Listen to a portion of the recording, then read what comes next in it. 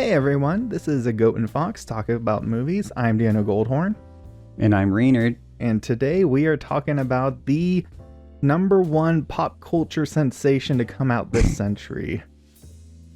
We saw the Super Mario Brothers Super movie by Nintendo and Illumination Entertainment, which made one good movie and also Secret Life of Pets and The Grinch and The Lorax and Sing and the rest my brain doesn't want to remember.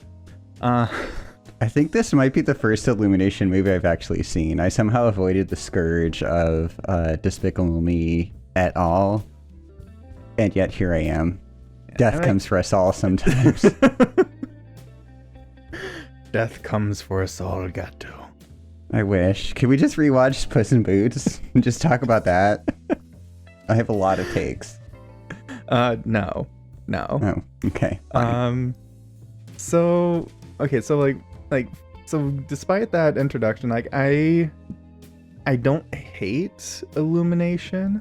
Like, the worst thing I can say about them is that they make crowd-pleasing movies that parents love to take their kids to, and that kids apparently love enough to get them $1 billion. It's like inoffensive. I'm gonna hold them accountable for all the boomer memes that have precipitated from the Minions, but okay, fine. I do like the ironic Minions memes where it's like they just take like that horrible format and then they just make it completely bizarre. I do enjoy the one that's just a minion that's been crucified. That one's fun. I'll send that to group chats every now and again. Pure gold. Otherwise, it's a scourge. You know, I mean, we're recording this on Easter, so the crucifixion, I think, is an excellent it's an excellent topic to bring up. This discussion of Mario has already gotten way off track. Anyway. I will say, no, continue, please. No, go ahead. I watched this on Easter. I think you watched it yesterday, the day before, maybe. But what better way to celebrate Easter than with a film that is Easter eggs the film? If that was intentional, I swear to God. Because like the marketing for Illumination is very good. Like, they did like, you know, the Super Mario Brothers rap, and that's in the movie.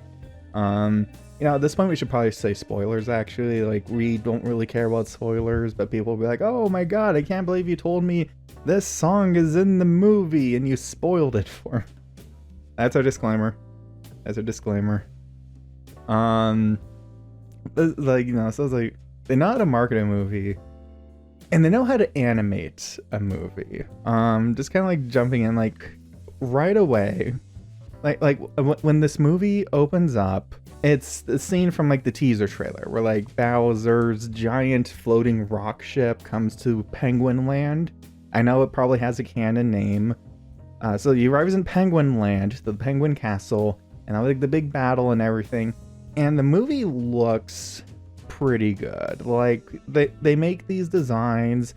It's very colorful without coming across as too garish. Like, they know how to animate a movie. I just wish the teams would get better scripts to bring to life. I mean, those are two very, like, those are two very big points to bring across, and I have opinions about them. I will say that, like, watching the film and watching the trailers that preceded them of all the animated features that, like, were advertised beforehand, this is, like, the feature film was maybe the least interesting for me to watch from a visual standpoint, but it does a good job of... I didn't know that the Teenage Mutant Turtles Secret of the Goo 5, whatever, like that, maybe it'll shit the bed, but it looked interesting, like the kind of fun, like, I don't know, pen brushstroke aesthetic or whatever.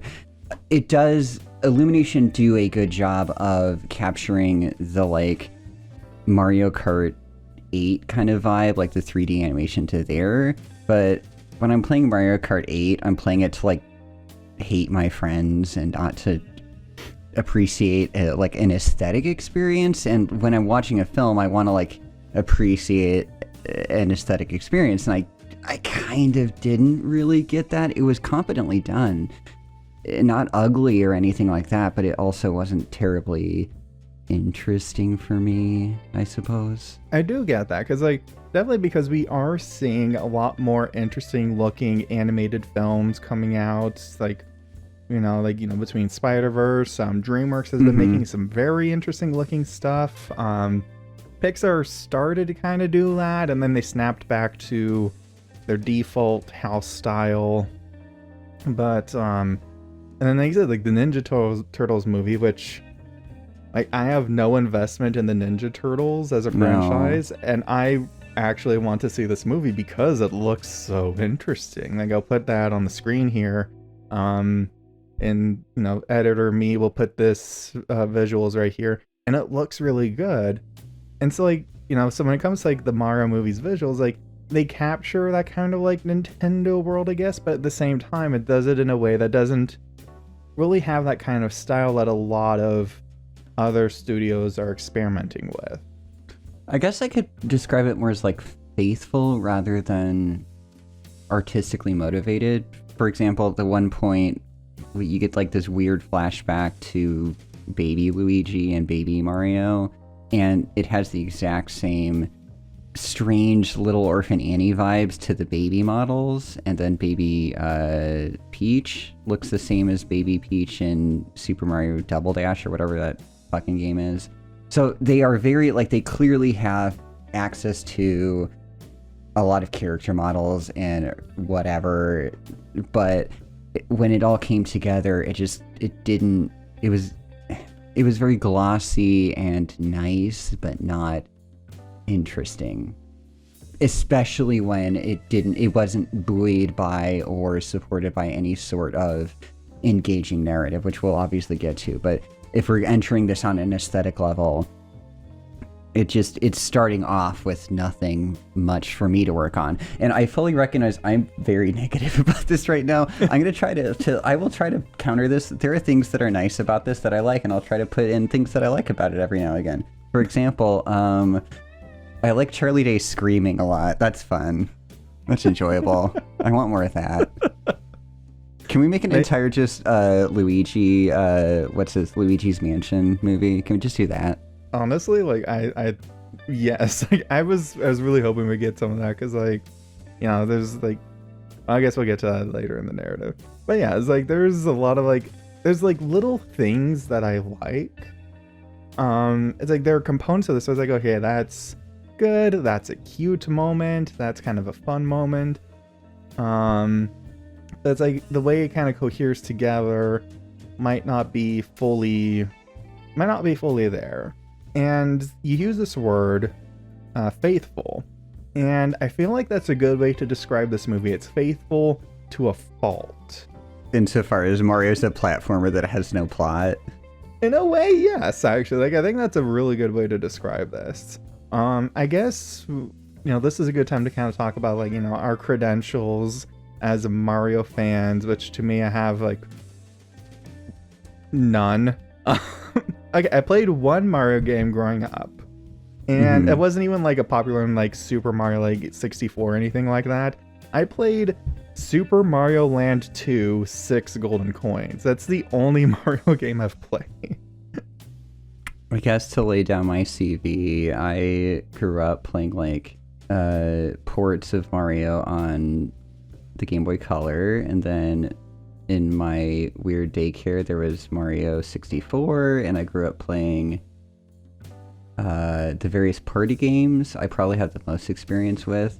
But at the same time, I am an adult who can differentiate the games that I've played and enjoyed versus their cynical distillation into cinematic format. Yeah, so it's like, it's a very, this movie really just kind of comes down to, it feels like a package to deliver Mario branding directly to its audience as quickly and efficiently as possible. Because like, we'll kind of start to like go through kind of like the plot here. You can't see, but I'm doing little air quotes. Like, so, like, you know, so we have this opening with Bowser and everything, and then we go to, like, the real world, which isn't, like, the real live-action world that we see in, like, Lego Movie or anything like that. Like, we have to clarify that. Mm-hmm. But it's, like, you know, like, Mario and Luigi live in, like, regular Brooklyn, and, it's, like, they're kind of losers. Everybody's like, oh, you idiots, quit your jobs to start your own plumbing company and you're bad at it, and they're a disappointment to their father. And the funniest scene in the movie is this one where, like, dad's like, oh, you're bringing your brother down, and then Mario, like, walks away from the family dinner and goes to his room, and, like, this sad emotional beat, and it's so funny because it's like it feels like a meme. It's like, Mario, go to your room. How old is Mario? I need the answer. Because the entire time he's like, I assume, a 45-year-old Italian man, and then all of a sudden he's with his parents, and is this man 17, 12? I mean, like, I need to know. I mean, to be fair, it's like, you know, they're in Brooklyn. Like, of course he's living with his parents. He can never, like, yeah, he's stuck in Dumbo forever, and he's never going to be able to afford rent as a plumber. Well, who's to say, but... Yeah. Rent is, like, 5 digits in Brooklyn, you know? And that's the thing, because, like, a lot of people, like, they probably already have left comments like, oh, what do you guys want? You know, like a big plot from the Mario movie, you know? And the thing is, like, the movie is the one that's trying to set up this dramatic conflict. It's trying to plant the seeds to be like, oh, this is about family and making people in your life proud and, like, finding yourself or whatever. But it does it in the most threadbare way possible. And it doesn't really... So it's like, it's trying to do that. And if it's trying to do that, then we're going to judge it for that. Exactly. I think that we have to, and this is kind of where I'm going to plant my flag and probably go on this a little bit more hardline than maybe is necessary, who's to say. But I think it's very important to make a distinction between, of course, every film has to be judged on its own merit. You know, if you're to take Super Mario Brothers, The Superior, and, like, The Matrix, and The Turin Horse, like, The Matrix is a bad rom-com, The Turin Horse is a bad feel-good comedy, and Mario Brothers is a bad French New Wave film or whatever, but you have to, like, take the film. There's no meter stick. You need to be able to take the film itself and go, okay, like, what's it setting out to do, and is it successful at it? But you have to, at the same time, resist the urge to go just like, oh, this is a dumb video game movie, and, like, of course it's going to be low effort. Why would you expect competency? Like, you still have to expect quality from it in whatever form it's choosing to do.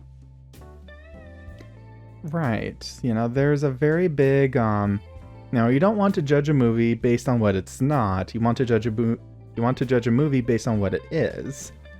And taking that approach with this movie, it doesn't really hit the landing on a lot of its, I want to say, like, more ambitious stuff, but it's not really even that ambitious. Does it have aspirations?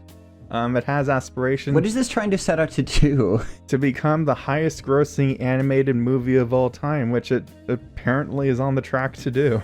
I'm gonna fucking kill myself. You can't just, that'll get oh god. I mean, it's our podcast. We can put whatever we want in here. So I would almost want it better if it just said, like, you know, screw it, we're not gonna have, like, any plot. It's just a screwball thing. Like, they live in New Donk City and just go, instead of having this framing device of them saying, oh, we're in Brooklyn, but we're bad at jobs, and now we have to get to the Mushroom Kingdom. Like, just start there and then go. Yeah. I think, like, if we've looked at other members of this cohort, I suppose the Lego Movie's an obvious cousin. Lord and Miller took the insanity of the idea of making a movie about Lego and just leaned all the way into it and made it this weird metatextual in a good way and not in the way that we're getting currently, which is kind of just cheap. Oh, we broke the fourth wall. Yeah. Look at us. We're so smart. Right. But they made something interesting about like Lego is this like weird commodity that's an expression of creativity that can be construed in a childish way or in a controlling way. And they were like, what if we just did that? And obviously I don't want to say anything because all we have to go off is like 4 minutes of trailer, but everything I've seen from like the Barbie movie, for example, is seeming to lean into that same idea of this taking the foundational craziness of your product and saying, okay, let's just commit. And Mario has the material in scores. There's so much stuff you could lean into. There's Super Mario Tennis and soccer where you have weird power, but the film does nothing to precipitate that and to create something fun and enjoyable. It's just sort of running. It knows we need a Mario Kart sequence, and so we get it. And it's kind of, we'll get into that, but it just kind of is checking off boxes rather than enjoying it, I suppose, is the most succinct way I can put it. I think that's a very good way to put it. You know, because as this movie kind of goes on, like they get to the Mushroom Kingdom. Mario gets to the Mushroom Kingdom. Luigi gets sucked down a tube. And he goes to like the evil, scary lands. And once we get into the kingdom, then this is when I really started to realize, like, oh, this is the kind of movie that this is, because like he lands and he finds I almost said Peel. It's not Peel. It's the Keegan-Michael Key. Yeah, he's still got a career. I'm so happy for him. And you know, he's Toad. And he's like, oh, immediately he's like, oh, you have to go to the princess and start your adventure. That's like verbatim when he says, like, we're going on an adventure to the government office. And then we get like the cell phone ring. Is the Nintendo 64. No, not the GameCube thing. I don't. These are the things that I'm gonna be crucified for. You know, I can't get these references right.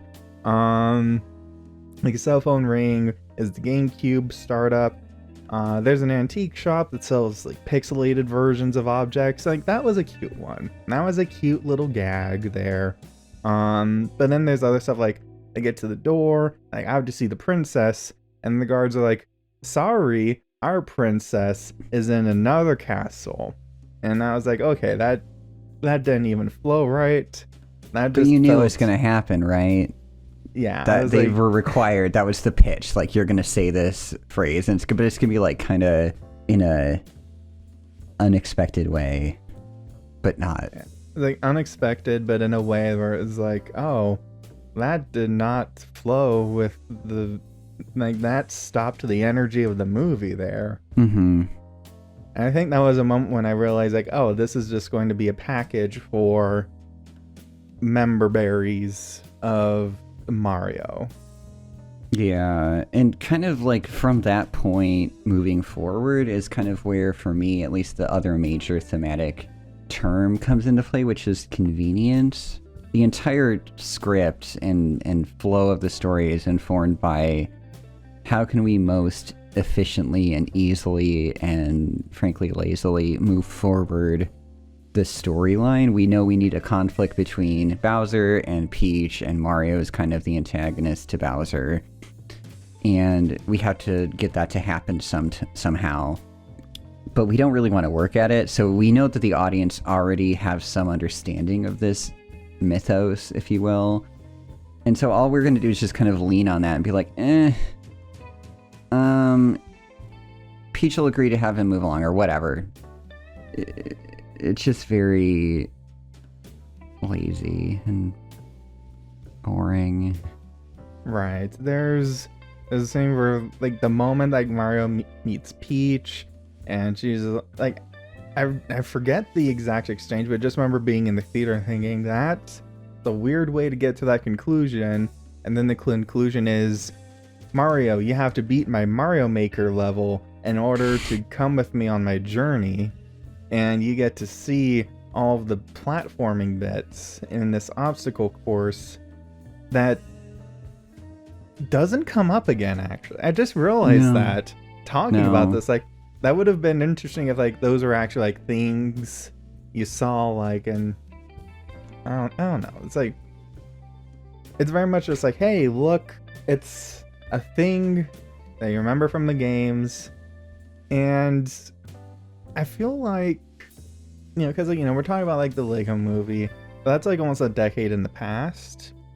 If you want, like, a more relevant, current, better version of this exact same concept, just last week, we had the Dungeons and Dragons movie. Now, you haven't seen it yet. No, I haven't yet, but yeah. I went please, to see it. Let me know. Yeah. I saw it, and it did a really good job, because in a way it's very similar to the Mario movie, where a lot of it is built around elements of Dungeons and Dragons and things like that. But I think the difference is that, first of all, the movie was funny, but also it did a better job, I feel, of incorporating the elements into the story in a way that felt more natural, that felt like, oh, things are moving forward in the plot. You know, characters are doing things that make sense. There's better stakes. Things are moving at a better pace, and it feels like more is happening that you care about. You know, it's right? Because you're. Go ahead. No, finish your point. Yeah, it just kind of precipitates from a point of coupling a beat, like a plot beat, with sort of some sort of either furthering or I don't know, development of a character in some form, which I wasn't really getting here.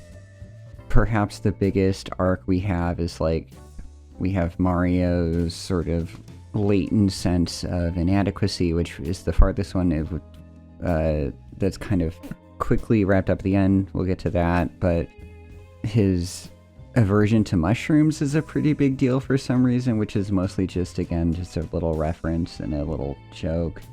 But if you contrast that with something like you're talking about, where there's, like, actual interest generated from some sort of secondary or tertiary element, or, like, I was thinking about, obviously the training montage is nothing new, and the training montage linked with the song is equally nothing new. I could talk about the song selection in this movie for 17 hours and never come to a conclusion, but that's neither here nor there at this point. But during the kind of Super Mario Maker you know, hero journey sequence, I couldn't help but think about, like, the animated Mulan from Disney. Just kind of, but such a contrast, because in that sequence you have, like, a very simple goal, like she has to get up the giant pole with the arrow at the top, and, like, you're learning about how she's resourceful and clever by finding this sort of unconventional solution to her problem, whereas Mario just is quick cut, like, running into things, and it's kind of slapstick Charlie Chaplin humor or something, but you're not learning anything about him, so you don't care more about him at the end versus the beginning. All you know is that he was successful in this very arbitrary goal, and that kind of just happens again and again and again in this movie, which is what drives me up a wall. Yeah, it's like, I think, like, you can make the argument that it's, oh, he is showing that he is determined, which is something that we already is something that we already know about him, and isn't really expressed in a new creative way, where in what you were saying with Mulan, we see her use her ingenuity in this kind of new way. And it's also just more interesting to see a character approach a problem in a new way and overcome it, instead of brute forcing your way through it, which Mario doesn't even do. Eventually Peach just says, you know what, good enough. Yeah, well, and honestly, we know from the opening, when he's going to that first plumbing job, that he can do parkour, because they do that side kind of pan sequence through Brooklyn, where it's, like, obviously a reference to, like, early Super Mario games. But it's like, okay, so he can do this stuff, but I mean, it's obviously insane when it's in the Mushroom Kingdom and everything, but it's just weirdly, I can't quite put my finger on it, but it's disorganized character development for me. Yeah, it's like, because again, like with the Dungeons and Dragons movie, it doesn't have the most like groundbreaking plot ever, but it has very clear stakes. It has a villain, like Hugh Grant, who is the villain in Paddington 2. He's the villain again in Dungeons and Dragons, and honestly, this guy should just play more villains because he's so good at making them so despicable. You're just like, oh, can't wait for these guys to get you.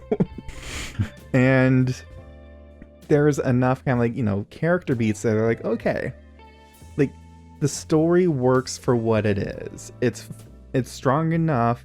Like it doesn't have to be the most groundbreaking story, but has to be enough to be like, okay, I give enough of a shit about this that you can have fun with all the other random crazy stuff that's being put on the screen. And like, you don't even have to give Mario a character arc. Like, it can be like a joke character arc. It can be like, oh, you know, it's like I think like in Mario Odyssey, there's a thing like at the very end of the game when like you beat Bowser, you have to save Bowser. And like it could be like a little thing like that where they're like, hey, you know, let's have like a little truce because I don't know. Because we're having like a party. Mario's the most boring character in the movie, and that's fine, but also maybe don't remove Luigi from the runtime for 20 minutes at a given point. Don't give me like a Syriana tier torture scene with his mustache and then just have him vanish for half an hour. Yeah, like the Luigi, I was kind of surprised to see how little he was in this movie, especially when he's supposed to be like the central emotional point in the climax. Because like, you know, they kind of like skip forward a little bit here, but like in the climax, and where he's like, oh no, I've screwed up, I can't do anything. And then he sees like a commercial he did with his brother, and he's like, I have to save my brother because family is what's important. It's about family, and that's what's so powerful about it. Carrie Fisher. Dom Toretto. And I also know that you have a particular point with this commercial that you wanted to mention. Have an entire manifesto about this. I love the commercial. It's fucking great. It's the best part of the movie.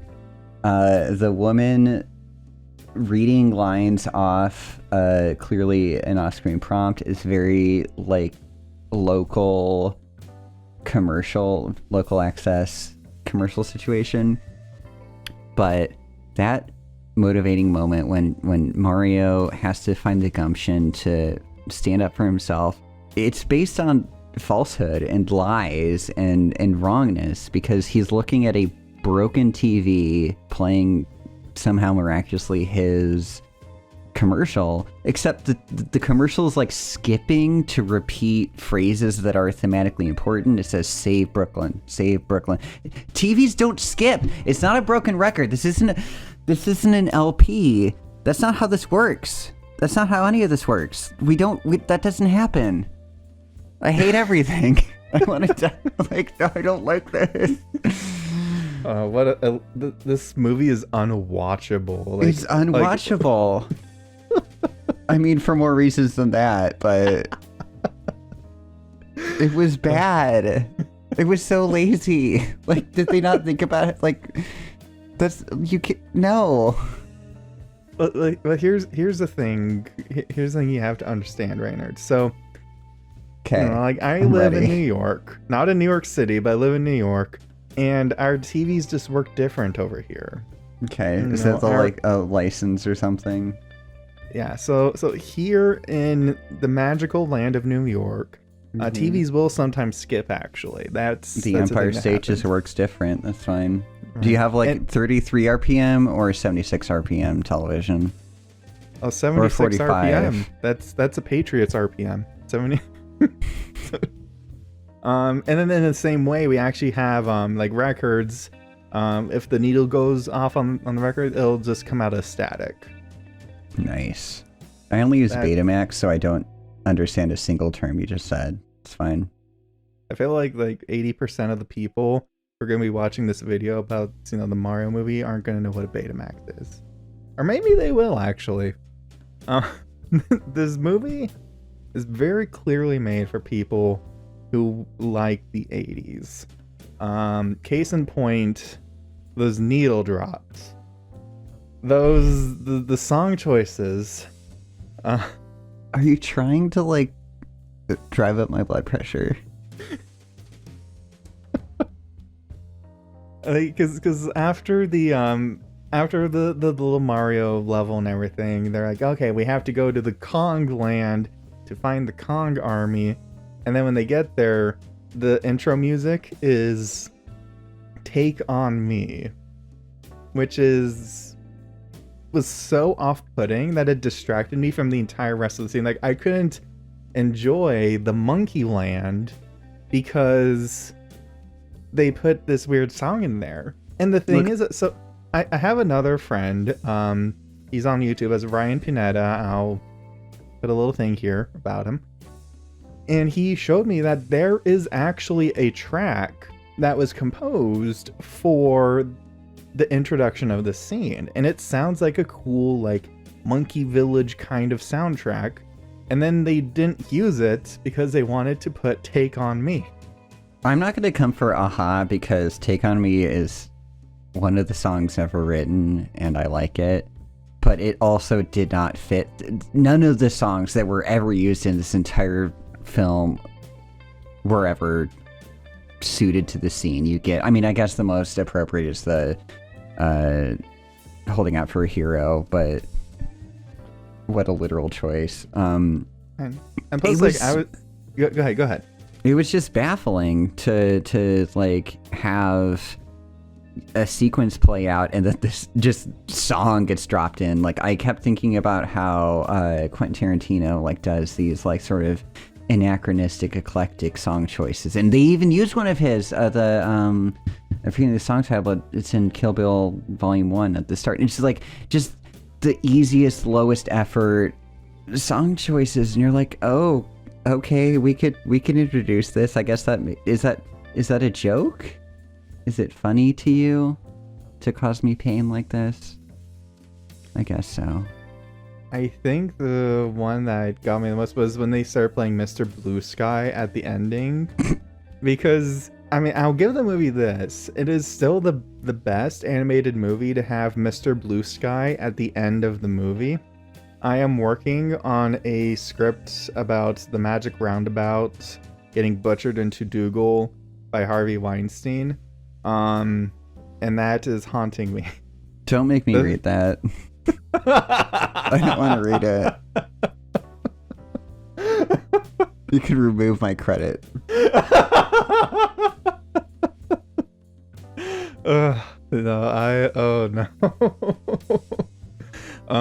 But yeah, just the music choices just did not fit very well. It just felt like it kind of fit. You raised the issue of the script earlier in the film, or earlier in our discussion, I should say, and it kind of it fits into the same niche for me, where I was, especially Anya Taylor-Joy's performance, which I love her in many films, but I could count the number of fucks that she had to give about this on 0 hands, because it was just whatever her first take was just apparently what we got. And her, she had nothing to work with, clearly, but it felt AI generated or something. It was very just strange. The sort of the flow of conversations were very non sequitur, where we would just kind of get to the next point because we had to get there, independent of the natural flow of a conversation or of something that would be fun or enjoyable to listen to. And the songs were the same thing. It was this is a song that people enjoy, and this is a sequence that is happening now, and we are now going to experience them both at the same time, independent of whether or not it makes any sense whatsoever. Yeah, it felt very much like this is going to be the safest choice, because every song they chose, I have heard in a popular movie before, in a very similar situation. So really does kind of feel like, it feels like, believe it or not, a intersection between Nintendo's very clean-cut, family-friendly aesthetic and Illumination's very safe, crowd-pleasing ethos. No, exactly. This is not, and this is why I am going hard on this movie. Not like I should, but this is not a film. It's like a corporate pitch where it's just an executive holding out his hand and saying, money please, you like this property, I'm not going to do any work to deliver anything that's of merit of any sort, and people are going to eat it up regardless, but here we are. Yeah, it's a very, I mean, the one thing I'll give this movie is that they have their goal in mind, they know what they wanted to make, and for better or for worse, they made it, you know? It's, you know, a lot of people are enjoying this movie, and I can see why people would enjoy this movie, because it is a very, you know, I think, you know, I'll say some nice things about this movie now, because there are like I'm supposed to be saying that too, aren't I? Shit. No, it's like, you know, like, we want to make sure we are honest here, because, you know, so, you know, we'll take a positivity break. I want to say like some good things before we get into the rest of our points. So good things in this movie, first of all, it's very fast paced. Like, it doesn't overstay its welcome. Didn't feel a minute over 120 minutes. I remember we got to like the second act low point or whatever, and I was like, oh, has it already been an hour? Oh shit. Like it goes fast. You know, the voice acting is, you know, obviously is a bit of a mixed bag. Like I said, Anya Taylor-Joy is kind of like, she's doing her job. For me, like, you know, another big thing is that people are like, oh, Chris Pratt is gonna be awful. I thought he was like fine. Chris Pratt is fine is the hottest take of 2023. He's been adequate since Guardians 2. I don't know. Well, you know, it's okay, now this is supposed to be positive, but while we're talking about the voices, guy who did Cranky Kong, oh my god. Like, don't you come for Fred Armisen? He was the best part of the movie. It was very bad, but like, you know why? Yeah. But I think that the thing that everybody is saying, because like in between all the plot points that we're discussing, we also get like, it's intercut with scenes of like Bowser, and Bowser is like the one like the element in this movie that I think brings it to life the most, because like, you know, Jack Black is like, he does a good job. Like, people are saying, oh, he's the best part of this movie, and yeah. Like, I feel like his motivation where he's like, oh, like, you know, there's this kind of like plot twist where it's like, oh, he actually wants to marry the princess instead of just destroying the kingdom, and everyone's kind of like, oh, I don't know. And he says, well, if she doesn't marry me, then we'll destroy the kingdom. And there's this kind of like this love triangle thing going on where like when he finds out that like Mario's there, he's like, does she like him? Is he impressing her? And just seeing him get like so jealous is really funny. He was walking a real tightrope for me. I really like I like Jack Black's shtick, and like he's in a very specific like pocket that he inhabits and does very, very well. I liked him 60% of the time. Like when he was doing that, like you're talking about, this kind of like insecure, like jealous boyfriend thing was fun. I like that. I did not like when they had 30 seconds, realized they needed 5 minutes to pad, and were like, can you just do a Tenacious D song about Peach? And he just says the word Peach for 5 minutes while playing a Ludwig von Koopa piano, which, like, I don't have any time to spend, but like, if you're gonna do like a Steinway, like, you don't name the piano after a composer, but whatever. But he's He's very fun, but Yeah, which is all I can ever say about this movie. he had the most personality, I think, of like the elements in this movie. Like, it felt like, especially like with the song parts, at least, it feels like Jack Black was probably like, "Hey, you guys want me to do like a quick song here?" And they're like, "Yeah, sure stuff." He probably like had like some more influence on how the character was developed. But yeah, so I will like, say, Keegan-Michael Key very much captured the fact that Toad is an absolute sociopath. So good on him. the Toad Society is always a little off-putting. Like, have you seen those eyes? They're dead. They're doll's eyes. There's no escape. Oh, I can't do the Toad voice. I can't. No, please don't. Please stop immediately. I'm gonna sign off right now. Goodbye. No, we're not done yet. You get back here and finish talking about the Super Mario Brothers movie. Can I talk about the fact that Donkey Kong has Seth Rogen's laugh, and I am obsessed with that? That was very good. That was the best moment in the film when he just started Seth Rogen laughing, and I was like, this is the apotheosis of cinema. I think the apotheosis of cinema was when he did the Seth Rogen laugh and Steven Spielberg's self-insert. I forgot.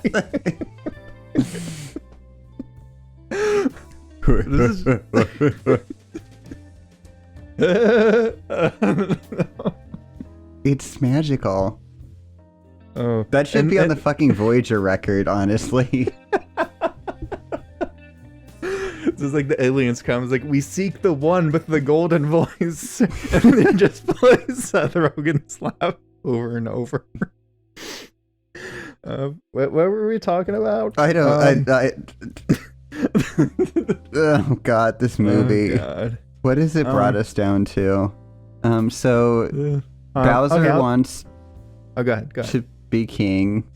He wants to rule the world. And he wants to marry Princess Peach because, you know, she's Peach. He calls her Peaches. It's Princess Peach singular, right? Is it? Yes. Was that a pet name, or was that just like Jack Black doesn't know what her name is and they just didn't want to tell him? I don't know. I need to know how old Mario is. I need to know whether or not Jack Black knows that Princess Peach is in the singular. Please help me. Well, it's comment below. It's subtle characterization showing that he doesn't actually care about her, which means the movie is actually very brilliant. The movie also was very interested in giving me a like directly down the barrel like proposal from Bowser, which gave me very dark thoughts about the animators, but it's fine. I'm scarred enough as it is. I'm sure that clip is going to be making the rounds on a very specific portion of the internet. Yeah, so it's like, so they go to the Kong land, and Mario like defeats Donkey Kong, which means they get the Kong army. Then they go on Rainbow Road. There's a whole scene there, and I'll say another nice thing about the movie, because as much as the plot is like a threadbare excuse to go from reference to reference and set piece to set piece, the set pieces themselves are pretty good. Like when it gets to like Rainbow Road, there's this extended long take actually of like different chases that are all going on at the same time, and the camera moves from like interaction to interaction along the road, and it's this extended long take, and like that's like even in like in computer animation, like that's very difficult to pull off. So like they did a pretty good job of bringing these things to life. And this is what I'm saying. It was like the team. Go ahead. Yeah, once they had like an idea to run with, I think it was solid, at least from like an execution standpoint. Again, like this Rainbow Road, I was again waiting for, oh, there's gonna be a blue shell at one point, or oh, there's gonna be the fact that you have to drift and everything. So like they incorporated all of that in a very fluid, shall I say, an organic manner. It's just or even when we're talking earlier about getting to Princess Peach's castle, it's like more about it, like getting through like different tubes and there's mechanics and stuff. It's just the fact for me that each of these interesting little set pieces is in isolation and not really kind of married to any sort of greater like purpose beyond just getting what we want. Like, we want to see a Mario Kart sequence, so we're going to see Rainbow Road. Here you go. How does this fit in the rest of the film? I think that's a really great way to put it. You have all these different elements that on their own work pretty well. It'd be nice if it could be arranged into something that as a whole would flow better, would have like a bit more pep to it, instead of just being like, okay, we're gonna pick you up, we're gonna pick up the audience, we're gonna plop you down in front of a Mario Kart sequence. Now we're gonna pick you up and we're gonna move you to a wedding sequence. Right, like, I don't think anyone in the audience who this film is going on to has ever really truly cared about Mario. So sideline him, like, make him a major character, but who gives a shit, right?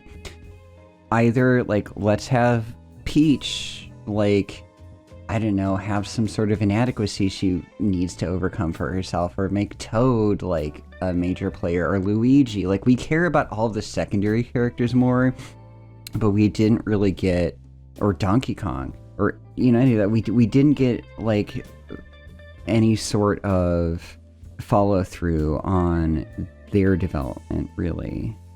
Right, it's like, and again, like, I wouldn't even really be complaining about that, except they tried to give these characters like development, and then it just did not work. It's when it comes down to it, it's just like, I just wish that either they had gone that route, or again just been like, balls to the wall, we're gonna be completely wacky. It's like, everyone's already where they need to be, we're gonna have this super wacky adventure that will feel a bit more, I don't know, a bit more. I think that's the, I think like the best way to compare this, and again, this is kind of going off of the Dungeons and Dragons movie I mentioned. I think the biggest difference between these movies is that I sat down to Mario, watched it, and was like, oh, that's alright, and then I left. When I sat down to the Dungeons and Dragons movie, I felt like I was watching an actual like Dungeons and Dragons game, and it made me want to play it. Like, it made me want to jump in there and like capture some of this fun that was in the movie. The Mario movie, it's just like, oh, that's okay. You want a campaign to play out versus like, I have no compulsion to return and do any more of the Mario Odyssey post-game shenanigans.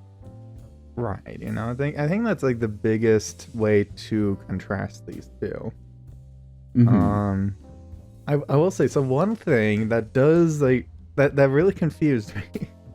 So after like the Rainbow Road, like Bowser like captures Peach. He's like, you have to marry me. And there's a big set piece at the wedding.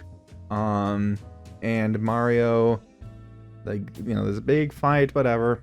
But then somehow Bowser ends up in the real world, like in Brooklyn. And I have no idea how this happens. Like, I don't know if like you can somehow explain this to me. So Mario is like trying to outfly this bullet bill, and the bullet goes into the green tube that goes to Brooklyn. And then it like explodes in the tube, and then there's like sparks that fly out of both ends, and then all of a sudden like everything gets sucked. Like, I mean, that makes perfect sense, doesn't it? That's how the world works. Know what happened. That's physics. That's Newtonian mechanics for you.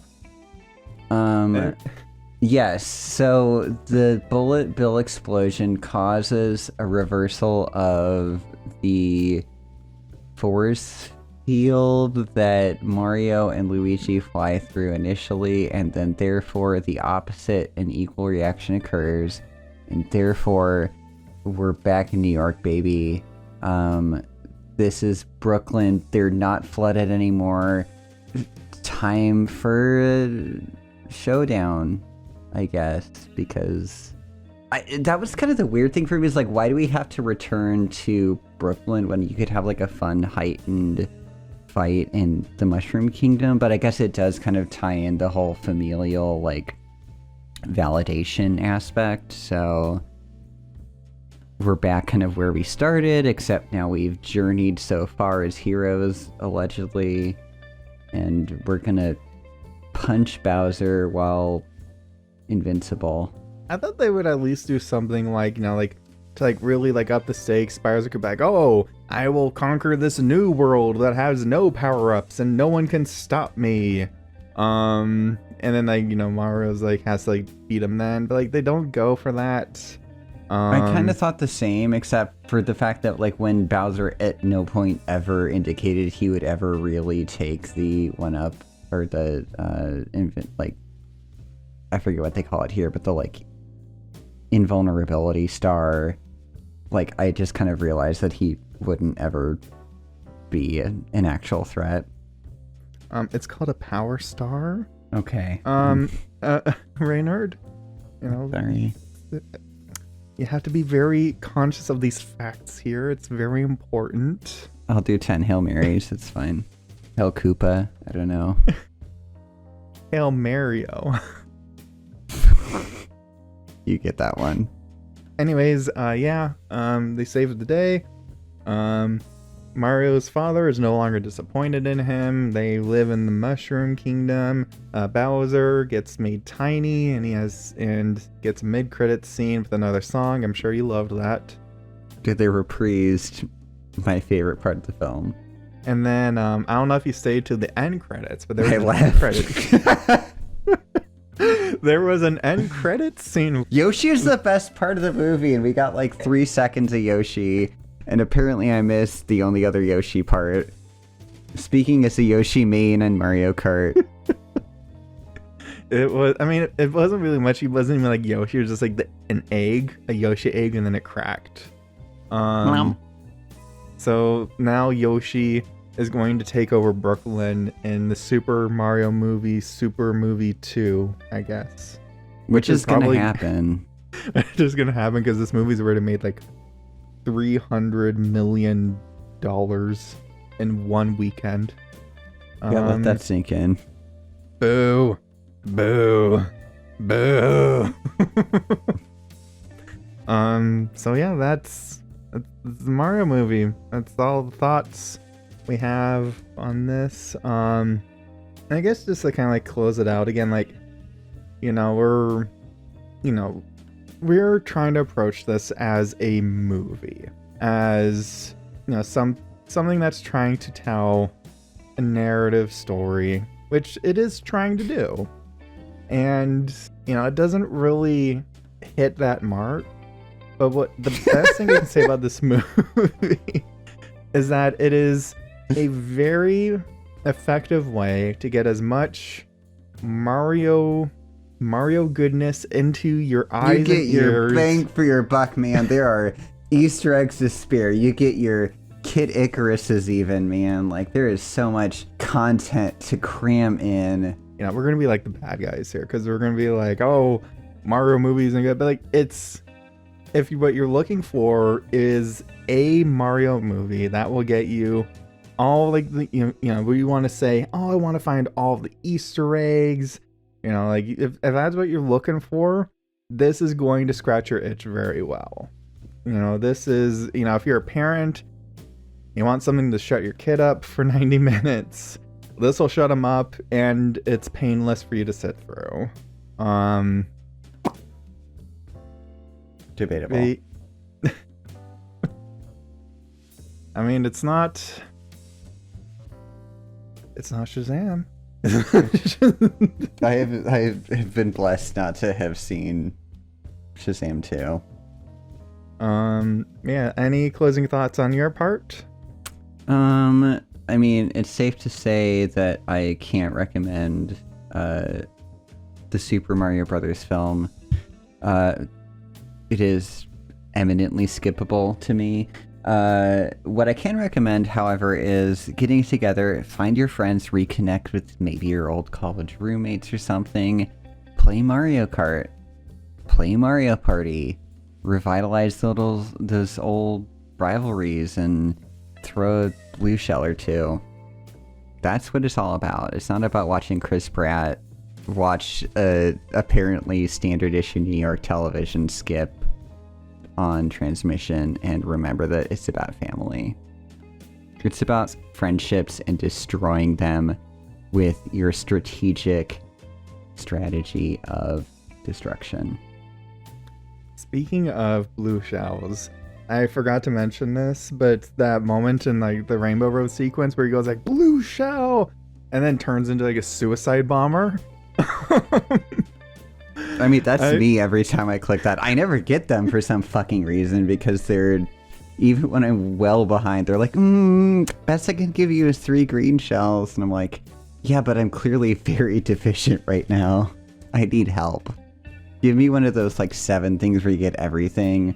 Or give me a bullet bill. I've yet to get a bullet bill. I need a bullet bill. It was just like, it made me think of like the Mad Max sequence where like the guy goes like, witness me, and then like detonates himself on another car. No, when they like came pouring over the hill, I was like, oh, they've added Mad Max for era to their list of plagiarized films in addition to what, like Thor Ragnarok, Mulan, The Return to the King. I guess we'll count that. Dougal, or its okay, use of Dougal, Mr. fine. Blue Sky. Keep manifesting that nightmare. I didn't manifest it. Butch Hartman did. Oh God. I think that's a good place to stop our conversation. Thank you so much for joining me tonight. This is a lot of fun. If you want to follow us, you can find Reynard at Slosh Cinema at Tumblr. I am Daniel Goldhorn at Daniel Goldhorn on YouTube. And thanks so much for watching. Have a good day, everyone.